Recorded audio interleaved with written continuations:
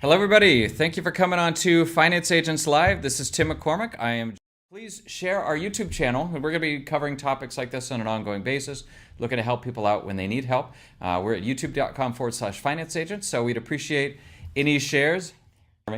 Reginald Wiley, or Reggie, former disaster loan specialist, the SBA disaster assistance. Could you tell me your exact title and the title of the center, please? The disaster loan specialist. That was correct. Disaster loan specialist, and then the name of the location was the SBA Loan Processing Center in Dallas-Fort Worth, right? Yeah, that is correct. Okay, perfect, awesome. Thank you very much for coming on to the show today. How are you doing today? Getting the thumbs down. Doing great. Glad to be here. All right, awesome. We're glad to have you here. Good. So the other day we did another episode where we interviewed some people from the outreach department of the SBA, where they talked about who can get these loans. It sounds very promising, very interesting, but I can tell you one thing. I've talked to a lot of lenders over the years, and there's always a big difference between what they say is going to happen and what actually happens. And I'm not saying they're lying. What I'm saying is there's a lot of exceptions to every rule, and funding is a complicated beast, as anybody knows. And I'm really looking for you as the reality check for what we heard. I want to get into the specific detail, as specific as possible or as reasonable, for what does and does not qualify for an SBA disaster recovery loan. So we really appreciate you coming on and passing your expertise along to everybody else. You've processed how many, if you could guess, how many applications do you think you processed over the years? Oh, gosh. About 1,500 maybe. 1,500. Okay, excellent. All right. And, that's awesome. So, okay, there's two main categories. From my understanding, there's two primary categories for the SBA disaster recovery loans. And correct me if I'm wrong. My understanding is you have homeowners that are looking for loans to help with problems on their house, or business owners who are in some broader way impacted by some natural event. Is that correct, or are there more classifications? That's correct. And so homeowners and renters also. And renters. You're probably way more homeowners than renters, right? Well, during the time that I was there processing Katrina, we had a lot of renters. Okay. So I did process loans for, and the renting aspect of it, that's only for personal property, not for the house that you were renting or the apartment, condo, or whatever. It was for personal property within the unit. And what kind of personal property was covered and what wasn't covered? Everything was covered. They had to provide us a list of the things that were lost. Jewelry? And jewelry, yes. Really? If they had proof that they owned the jewelry, and it wasn't a thing where, okay, you say you have it and you're going to get the money for it. You had to have some sort of proof for it, receipts, pictures, something. You had to have something to verify that you actually had this property. If you had pictures but no receipt, I imagine a lot of people probably lost a lot of their paperwork in Katrina as well. So that had to be a real hurdle, right? Oh, that was a major hurdle, because also yet the official buildings that held records were destroyed also. So right. Trying to get all of these, get deeds and other information to verify, what they placed on the application, it was difficult at times. Right. Okay, so that makes sense. But let's get into, first of all, let's talk about credit. So when we were on with the SBA the other day, they didn't want to say an exact number, and I understand it's probably not a specific number. But from my experience, from kind of hearing what they said, I got the general idea of, say, 650 credit or better is something that's required for, or maybe the credit's worse now, but it was better before the incident happened or something. I don't know. Can you give us an idea on what sort of personal credit criteria you looked at to determine if someone could get help with their house or their rental property, or the property in the rental? I saw scores as low as 500.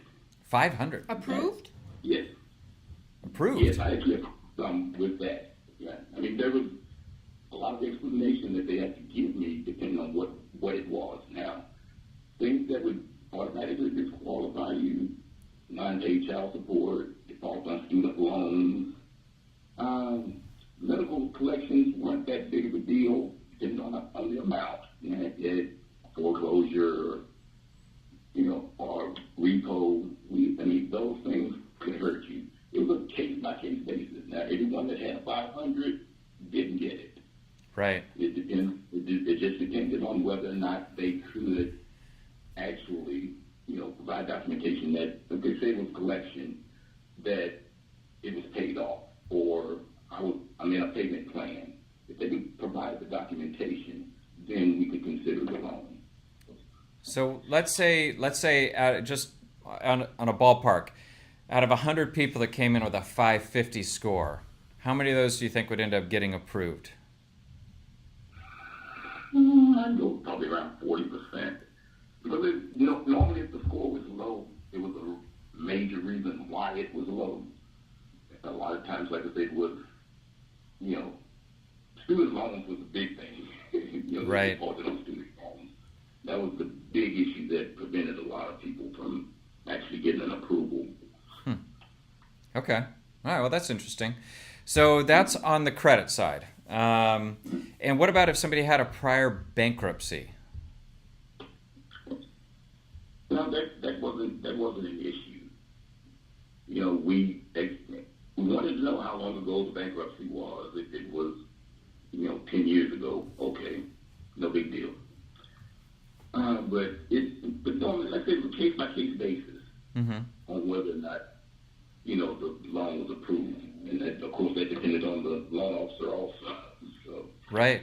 What sort of format you said they had to provide a lot of explanation. So what sort of format would that come into? Are they writing out pages of explanations, or was it them communicating it to you and you would write it down, or third party? What sort of explanation? They would, I would be on the phone with them asking the questions about, okay, the student loans, when did they go into default? Why, what are you doing to try to rectify the situation? If the explanation seemed reasonable to me, I would put that in the notes. And of course, it still has to go to the underwriter to make a determination, but I would do my part to justify giving the person the loan. Because that was a big part of it. We had to write a pretty compelling justification for giving the loan. You had to write it. So there was, so really whoever your loan processor was had a pretty big impact on whether or not you got approved.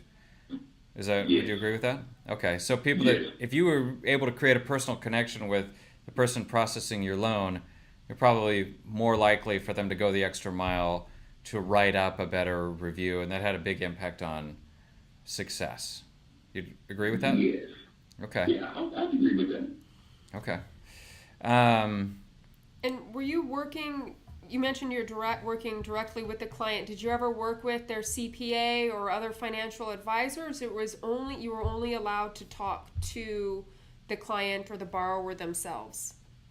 Now, if they gave us permission, or it was a three-way call or something like that, and they couldn't convey what we were trying to get from them as far as documentation is concerned, then I would talk to the third party. Okay. But most of it was done through the actual potential borrower. Okay. Did you feel like within the organization, the general motivation was, let's see how we can help as many people as possible?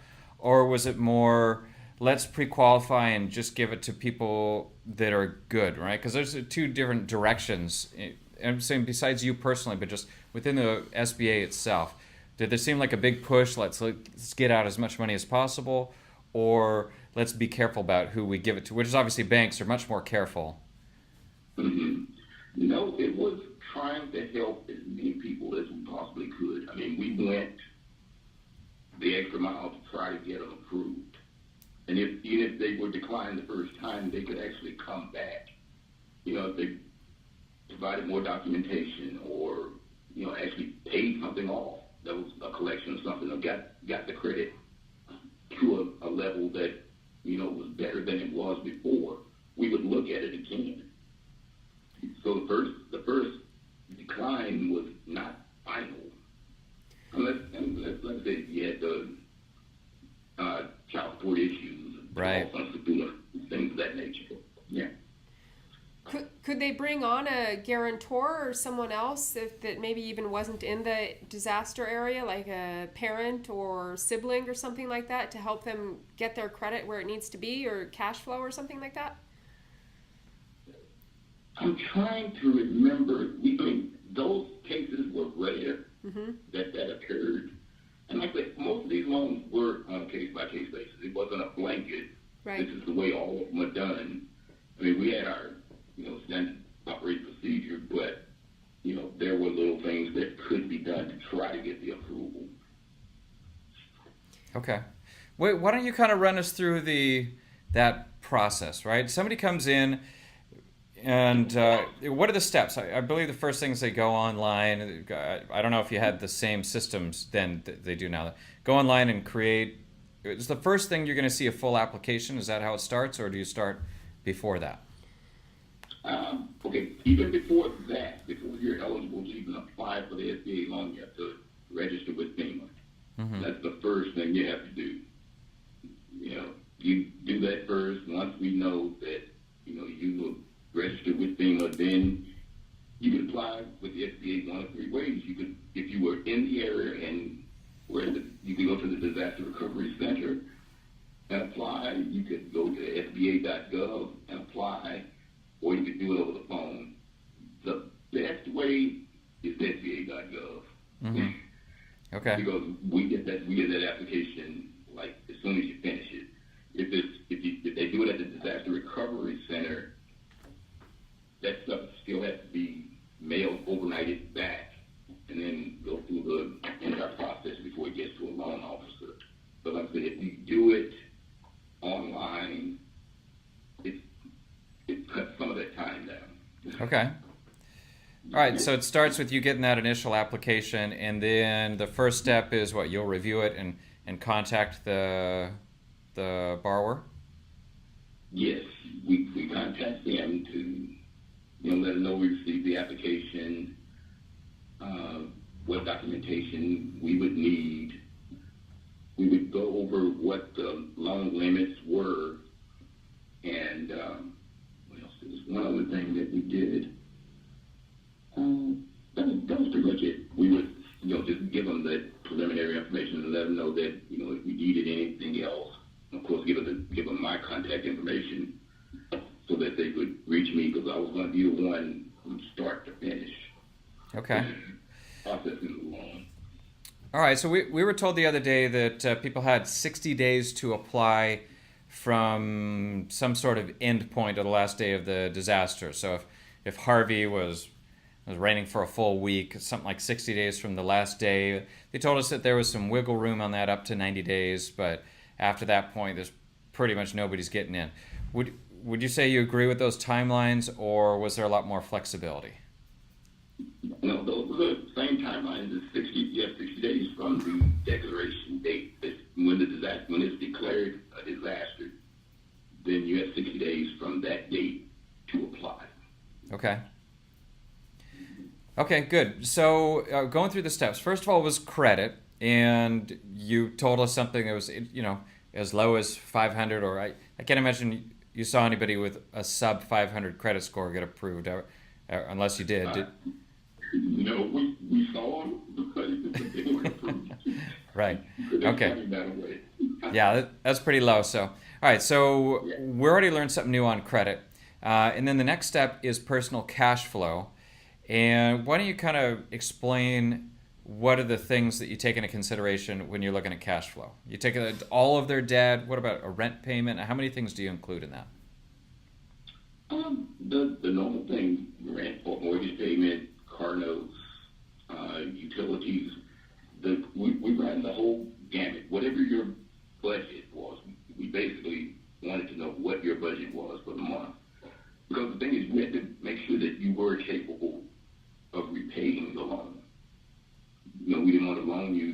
loan and then you default on it.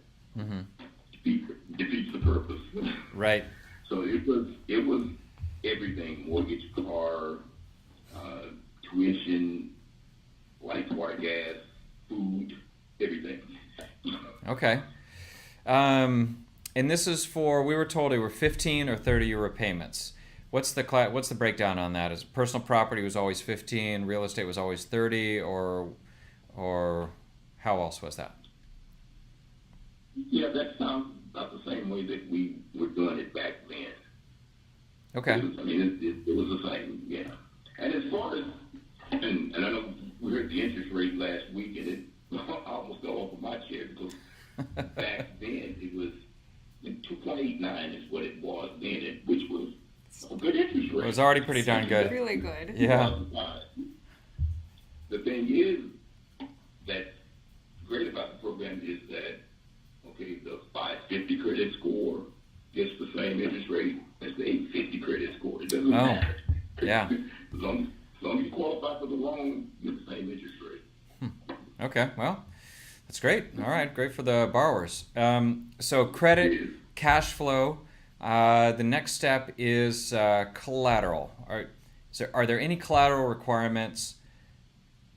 I mean, obviously the house. Why don't you talk us through that? This is for a personal borrower. Okay, for the personal borrower, the actual, yes, the home, we would place a lien on the home. So it would be used as collateral. Now, there were some cases where, the home was totally damaged and the borrower did not want to return to the area. So the funds that they received could be used for relocation. Again, that was relocation. Yes, we had to know where they were going, how much the house was going to be. We had to know all the particulars of the relocation. Is that more for renters than homeowners, or is that for both? That was mainly for homeowners. Because okay. With renters, like I stated before, with renters, it was just personal property loans that they received. Okay, so yeah, let me talk through that for a second because that's interesting. So you got a house worth, say it was worth $100,000 before the disaster with no debt on it. Now it's worth who knows what. It's been completely destroyed. You could get a loan from the SBA for what, up to $100,000 to buy a house somewhere else, or what would that look like? Yes, it depends on what the insured value of the home was at the time of the disaster. Mm-hmm. So whatever that amount, whatever the insured amount was, it could be up to that amount. Of course, if there were a mortgage on it, there were cases where we would pay off that first mortgage. Really? Okay. Yeah, we could pay it off and we'll basically refi it to the new low interest rate. So. And so you would give them a loan, let's say the insurance pays them $100,000 for their policy, and then you would give them an additional $100,000, or maybe the insurance pays out $75,000 and you would give them $25,000 to complete it, for lack of a better word, or how does that work with insurance companies? You are correct. That is the way it would work. We wouldn't, because we had to, and that was another thing I left out earlier. That's what the thing I was trying to think of. We had to know what insurance was going to pay. Okay. What they were insured for. Because whatever was covered by insurance, then the insurance company was going to pay that, and we come in after that to make up any difference. I see. Okay. Okay. No, that makes sense. All right, so we've gone through credit, cash flow, and collateral. And you were never taking collateral by putting a lien on somebody's cars or other personal property. It was only real estate. Is that right? Just the real estate. Okay, great. So then what sort of, talk us through the documentation that's required in order to get one of these home loans. Okay, we have to have that copy of the insurance policy, of course, copy of the deed.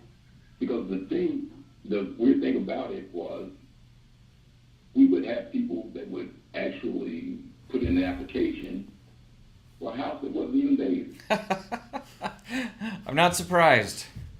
Not And surprised. then we would ask for the deed. We got to run around and like, okay, well, you have to have a copy of the deed by this date, or we're just going to decline it. Right. And most of the time they wouldn't call us back. Sometimes they would hang up when we would ask for the deed. So, but it was deed, insurance policy, list of the personal property that was lost or damaged, what you thought the estimated value of that was. And with the home loan, it was up to $200,000 for the property and up to $40,000 for personal. Okay, property. so it was capped. Got it. Mm-hmm. Yes, that was a cap on it. Okay, all right. So deed, insurance paperwork. What are some of the disqualified loan uses? So things that people applied for, and you said, I'm sorry, that's not going to work. We're going to have to kick that out. It depends. If we would also, allow them to use the fund for mitigation purposes. If there was something that would help prevent the same type of damage, say if another hurricane came through there, that was good. You could actually use the money towards that. That could be a retaining wall. A lot of things that we saw down in New Orleans were they would have the houses up on stilts, I guess you could call them. Right. They raise them up. Things of that nature, you could actually use the money for that. As far as no, you can't get it. Pretty much if you couldn't prove that you had it or that this was something that would help prevent, same type of damage occurring, then, you weren't getting money for it. Okay. It wasn't too many crazy things that came through, like my dog had a fur coat or something like that. Nothing like that. So I guess this kind of goes back to disqualified uses, but also credit. What about tax liens? We talked a little bit about bankruptcy, but is there a tax lien limit, or if someone has tax liens, can they qualify? The tax lien would have to be paid Prior to funding. prior to funding. Yes. Now a payment plan wouldn't work? It'd need to be resolved completely? No, there's a payment plan. And that was the same with the student loans. If they could get a payment plan in place on that defaulted loan, then we would consider the loan again. Okay. But anything that was of federal nature, you better have a pretty good explanation as to why that situation occurred. Right. Okay. And what you were doing to try to rectify that situation.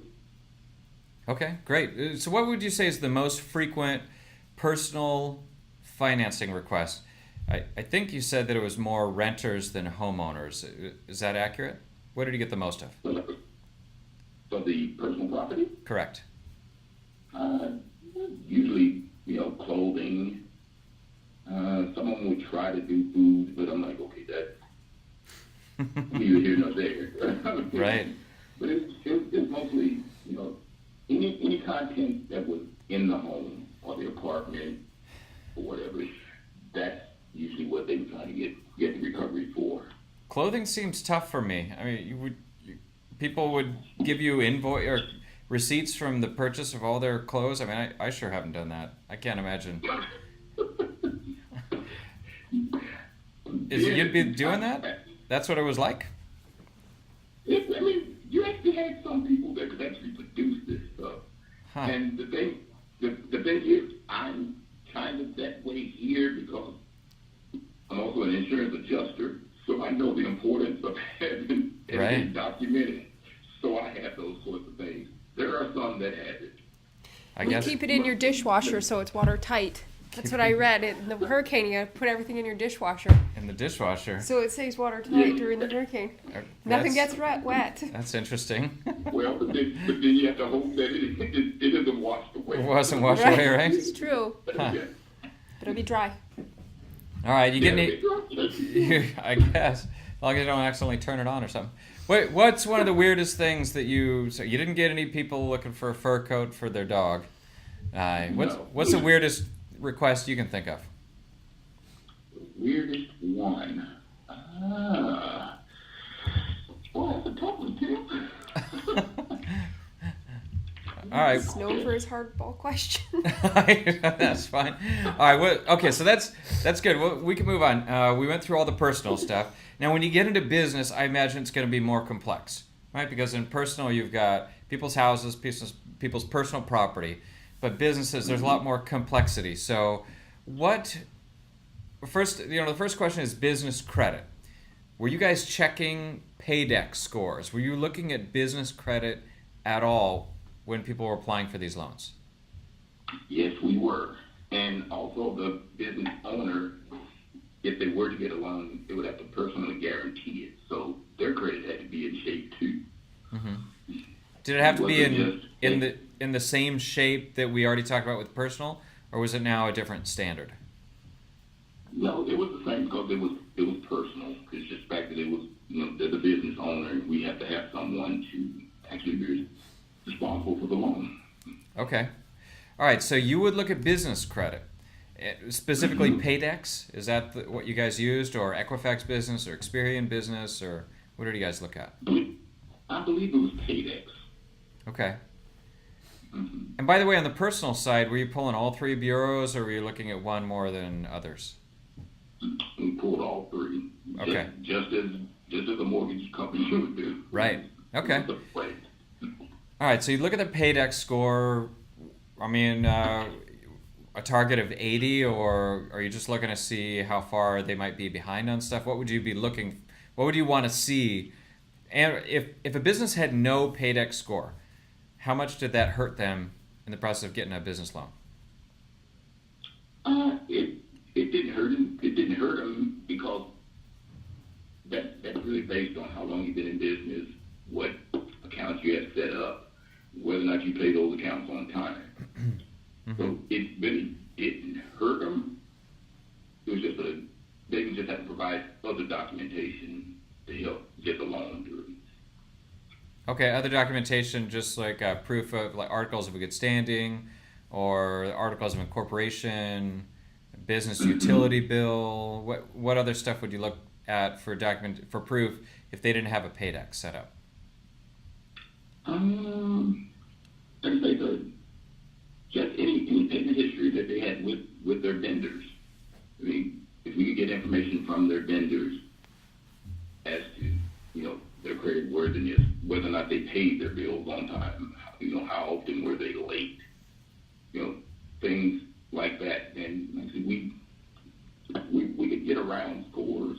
Mm-hmm. Right. in other ways, but that's usually it. We would just have to know what their payment history was. Okay. All right. So business credit was a relevant factor, but not the most important one. Business cash flow. So was business cash flow more important than credit? Yes, because we had to have profit and loss statements, balance sheets, bank statements, tax records. And my thing was, we would only request 1 year's taxes, but I would inform the people that I was dealing with that, if you can get me 3, it would help your case. Yeah. So I wanted more.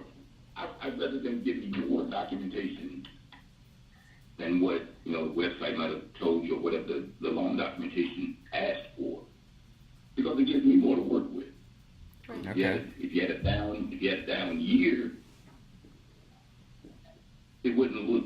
It doesn't favor you as much as if it was 2 good years and the one kind of down year. All right, but did they need to have? So they only needed to have 1 year's business tax return. If the business had only been around for a year, and it's July, so they haven't even filed their return yet because it's on extension, would you do everything off of P&L, or would they qualify at all? They would still qualify. We use the P&L. What else? The listings of the assets and the depreciation schedule on those things. Because we could use all of that stuff because with business loans, collateral could be machinery, Mm-hmm. you know, whatever they had, whatever. It depends on what type of business it was. And it was a case of where with the business loans, we let them know up front, okay, we could ask you for additional information, additional documentation throughout this entire process. So they had to be ready to provide that stuff for us. Right. I have a quick question. Richard mentioned that there would be no hobby business. How are you defining a hobby business? Is that based on cash flow or annual gross revenues, or how does that work? I'm trying to remember if I even did any that I considered to be a hobby. Okay. I was told by the IRS that if you're losing money for multiple years, they consider it a hobby business. Like if you have more than 2 years of negative income on your tax return, they call it a hobby. But they stop. Ford and GM. They stop. Yeah, right. You know, so I think it definitely depends. That's what I heard. More than 2 years of losses, they stop giving you the write-off and consider it a hobby business. Okay. And you're correct on that, Jim. I've also been a tax preparer professional for 39 years. I started preparing taxes when I was 17. I was still a junior in high school. Wow. So you are correct on that. Ding. That would be a hobby if you. Okay, so maybe that's. Like 2 years, and they'll also target you for an audit because they want to know why you're losing money. You're still running this business. So, business of money laundering business, maybe something, right?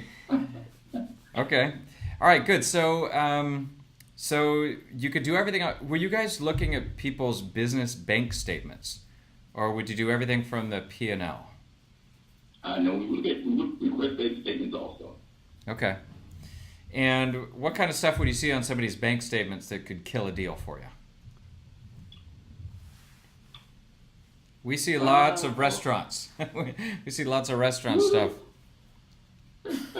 Yeah, a lot of restaurants, a lot of NSF. You know, you have to have the cash flow. We have to see that money is actually coming in there and how you're spending it. We want to know it all. Mm-hmm. All right, good. Is there a certain number of NSFs that would kill it? I mean, if you see 5 in a month, is that a lot? We have some lenders that'll do 5 in a month, no problem, and some that wouldn't even look at you twice if they heard you even had one. So, where did you guys come into that? No, I mean 5 in a month would be fine. What I would consider excessive. I mean, and some of these I would ask, you know, my supervisor, department head, okay, what do you think about this? If they were up around 15, somewhere around there, and everything else was, you know, great, then okay, we might can go ahead and get this one through without, you know, lingering on that NSF thing. But 5, I don't think 5 would hurt them. Okay. So what about industries? We know the normal SBA industry. There's a bunch of types of business that will immediately get disqualified from a traditional SBA loan. Do you guys have the exact same restricted industry list? I think, you know, gun stores, adult. What are some of the other ones on the SBA? Investment real estate, I think, would be common that you would see people want to get money for their investment real estate or their fix and flip property, I think is probably pretty common, or a church. Yeah, nonprofit. Now, nonprofits, we would do loans for nonprofits, so that wasn't an issue. Being a nonprofit church wouldn't prevent you from getting a loan. You could actually apply. Mm-hmm.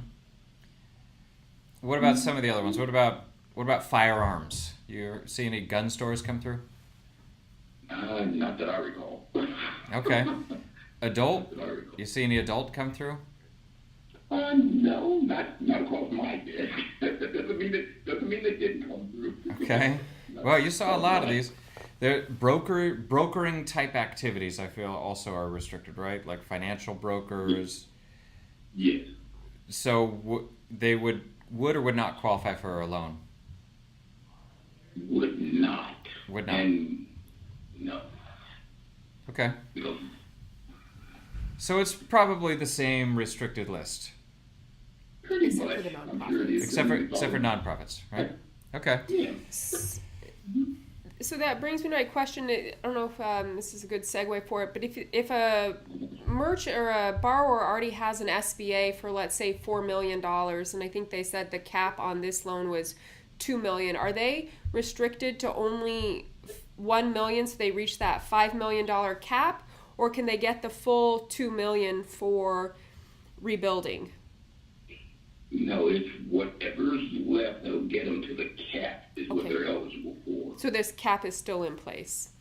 Okay. Yes. Okay. And with that $2 million cap, businesses, that's for the property and then also economic injury. But the combined total of the two can't go over the cap of $2 million. Or So you $5 could have- million, if they already have an SBA Yeah, loan in if place. they already had one. Okay. Yes. Yes. Okay. Great. All right. So business collateral. What are some of the? I'm assuming you guys place just a UCC blanket lien on the business. Do you guys do something different than that? No, same thing. Okay. And you will subordinate. People can have other debt and they could still get this loan, just like we talked about with the SBA loan. They had other loans. You guys would still come in and behind other types of lending, right? Yes. Okay. And did it matter what? I mean, did you guys care if it was factoring or a term loan or a line of credit? Did that have any impact on subordinating to it? Not that I recall. Okay. Mm-hmm. Like if somebody had a $100,000 line of credit and they hadn't used any money from it, when you come in, you're still subordinate to it because you're the secondary lender. You ever remember having somebody close their line of credit or anything like that in order to get the loan? I had a few that would do it, but they wanted to make sure that they were going to get the loan before they just shut Right. it down. Yeah. Okay, so they were required to shut down facilities like that. Yes. What about business credit cards? Was that you didn't ever?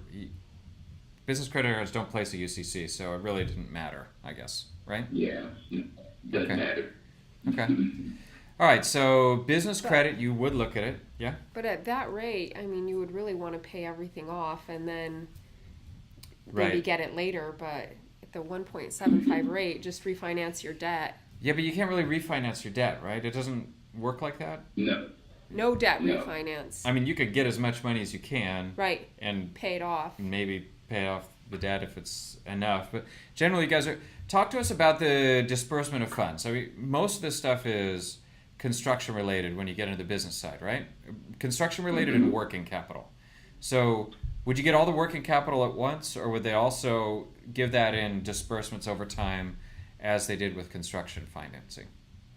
It's disbursements over time, and the thing is, the first disbursement would be anywhere from $15,000 to $25,000, and then once you're near using that up, you would send in receipts and estimates for what the next phase was, and then we would disperse based on that. Okay, so in theory, you could get approved for $100,000 in working capital, and you'd get maybe 15 to 20. And once you've used that and you provide all the receipts, you could get another 15 to 20, something like that. Yeah, it was along those lines. And then how long could that process go for? Would there be more than 4 or 5 tranches? Could it be 20 tranches?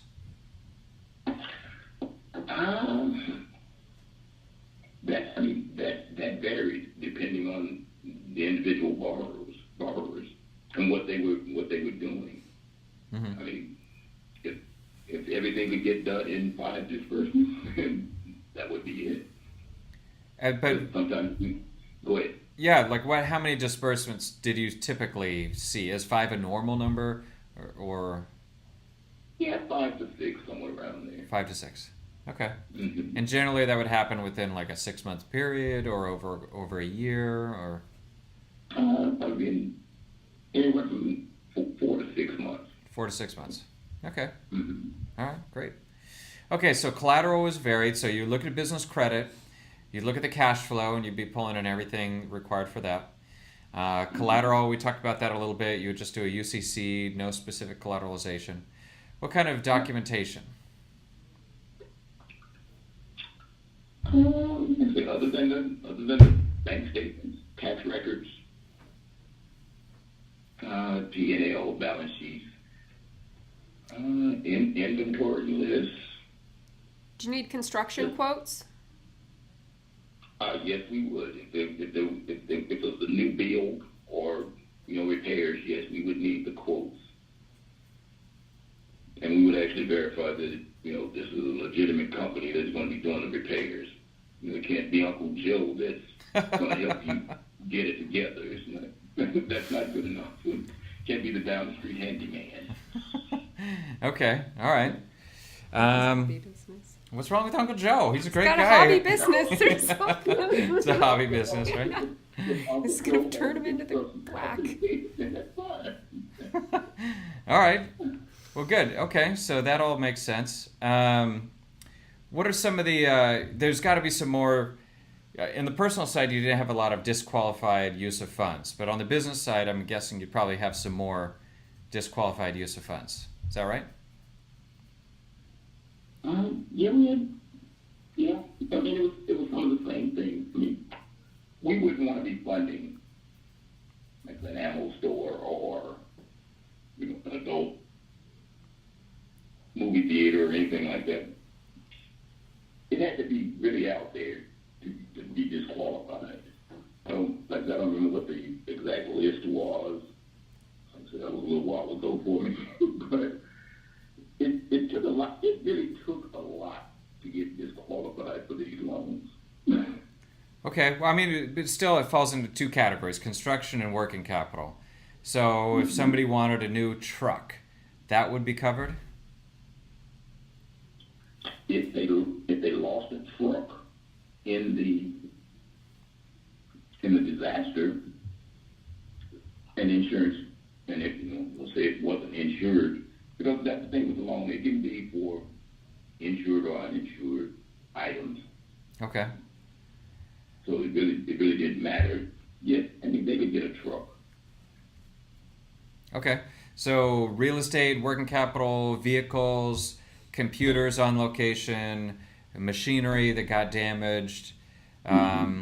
If somebody was in a bit of a remote location and the road got washed out to their location, I literally talked to somebody last week who saw our last show, and the road washed out to her farm, so people couldn't come to her farm. She had a tourism business. I mean, it would, potentially, if the cost wasn't too high, they could get money to repair the road. Not so much to repair the road as they could get the funds for the economic injury of loss of income, but to repair the road, no, I don't think that would be covered. Okay, that's interesting. Maybe because if the road is private or public, or whose responsibility it is to pay for the repairs or something like that. Mm-hmm. I don't know. Yeah. Without the road, nobody can show up. So let's see. Better to get the road fixed than to get money for waiting. This was the lady. It was a year later. They hadn't fixed the road. A year later. Wow. So she falls into the bucket of somebody who didn't apply within the window because she didn't think it was going to be that bad. And now she's calling me a year later. Said, I wish I'd taken the loan when they had it.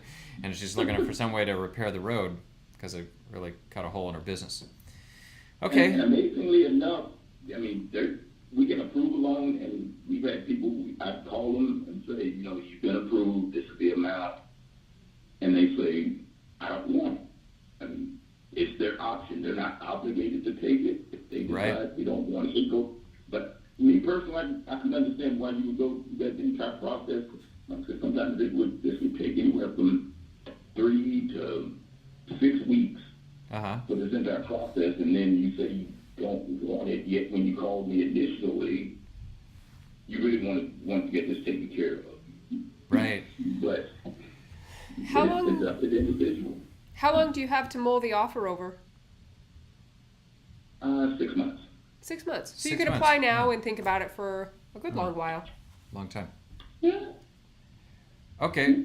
Yeah, let's go through the timeline then on that. You bring up a good point. So let's say day 0, it's declared a disaster, a federal disaster zone or whatever it is.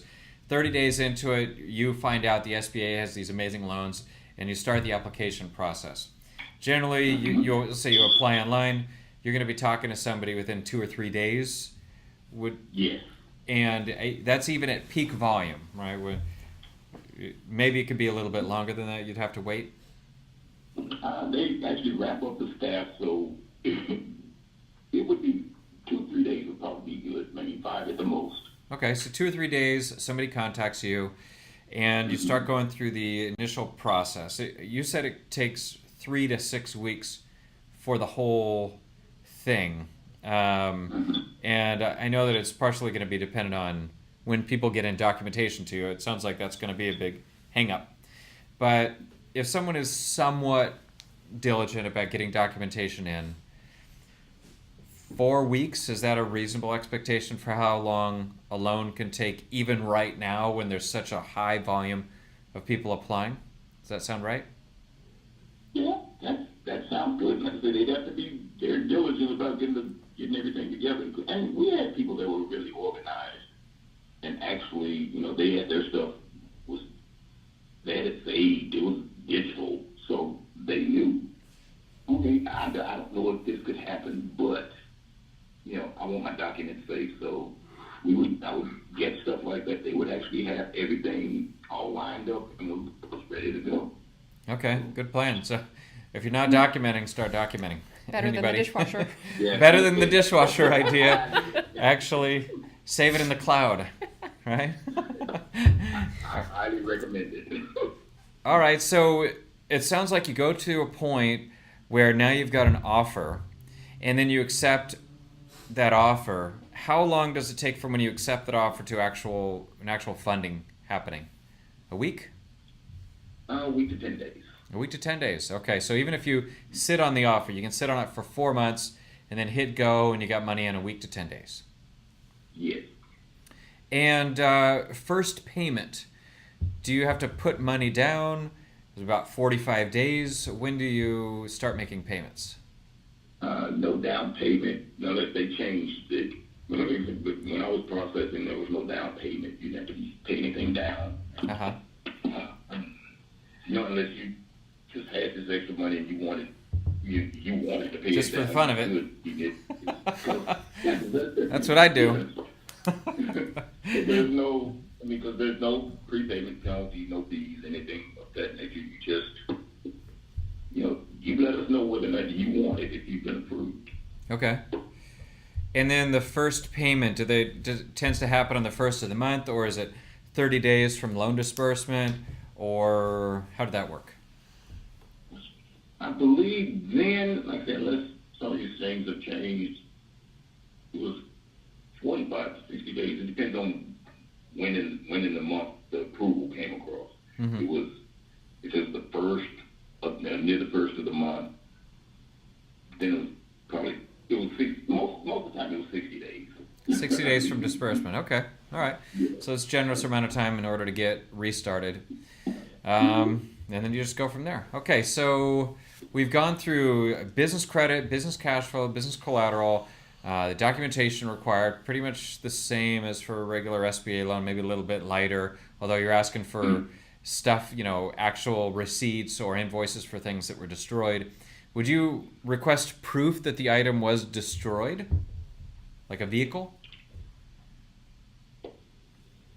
If they could provide us that proof, but we wouldn't ask for it. Okay. Because if the vehicle was insured, then we would know if they actually had the vehicle, if it was actually damaged, because they would have to file their insurance claim on it. Because we weren't going to disperse any money until after we knew what the insurance company was going to pay. All right, but if they had computers and they could provide the invoices, in general, you would just provide a loan for that and not seek any sort of proof that the computers were destroyed. And I'm not trying to talk people into. Not trying to. I'm just trying to figure out what the rules are so that we know. The last thing I want to do is everybody don't submit anything that's not 100% true. All right. What? Definitely. And in the situation of like Katrina, Harvey, and Irma, where the destruction was so massive, pretty good chance it was destroyed. Right. Yeah. Especially if you were in one of the high flood areas. Right. Pretty good chances it was gone. So we wouldn't try to badger them too much. Okay. All right. Well, what sort of debt service ratio are you looking for there? Is it 1 to 1.25, or are you looking 1 to 1, or how do you look at that? Like 1 to 2.5. Okay. Most of the time, I mean, it wasn't. Debt ratio, it played a part, but it didn't play a huge part. Okay. Do you see any? With these loans, the thing is with the loan, if we could prove that you could prove that you had the ability to repay, there's a good chance you were going to get the loan. If we looked at financials and we looked at your, pay stubs from the employer and all that sort of thing, and we saw what, the decision that we came to, the dollar amount as a payment, if we could see where that could fit into your budget and not, cause you to go into default, we could approve that loan. Okay. okay, but you generally wouldn't help them pay off other debt that was eating up all their cash flow in order to get them a better situation. That generally is not what you guys would do, right? No, that was their responsibility. Right. Okay. All right. Well, do you see any differences between Katrina or Harvey or Irma, or what do you see as the difference, or it's all kind of the same? The disaster, it doesn't matter if it's a fire or a flood or anything like that. I did a few fire type loans. They weren't as bad as Katrina, and from what I've seen of Harvey and Irma. Like I said, they actually called me and asked me if I wanted to come back to work. I'm like, no, I don't think so. He said that. He's hiring. He's ready for you. Yeah, they're looking for sure. They said so. I'm like, I don't think so. No, I can do without 12-hour days, 7 days a week. Having a day off every 3 weeks. Nah, I'll pass on that. Wow, it's pretty intense. So it really is that intense. When did you last work there? 2010. 2010. Okay. 2010. Okay. Yeah, and I left there and went to the FDIC. So. Okay. All right. A lot easier. Good. All right. Well, I think that covers everything for what it's actually ended up going longer than I was expecting. I really appreciate the information you gave us. It was excellent. I'm sure a lot of people will be able to know now whether or not they qualify, and we'll go from there. So thank you very much for coming on. We appreciate the time. All right, and I appreciate the opportunity. You bet. All right. Thank you. Excellent. Thank you very much. And everybody out there, thank you so much for coming on. If you enjoy what we're talking about or you appreciate the information, we ask you to subscribe, tell everybody about it, and send us your comments or topics if there's a topic that you would like us to cover. We're out there looking for people to talk to in order to give you what you need in order to get out there and get funding to as many people as possible, or get funding if you need help. So thanks for coming on. Thank you for Rhoda for being the co-host, and we look forward to doing a lot more deals together. Talk to you soon.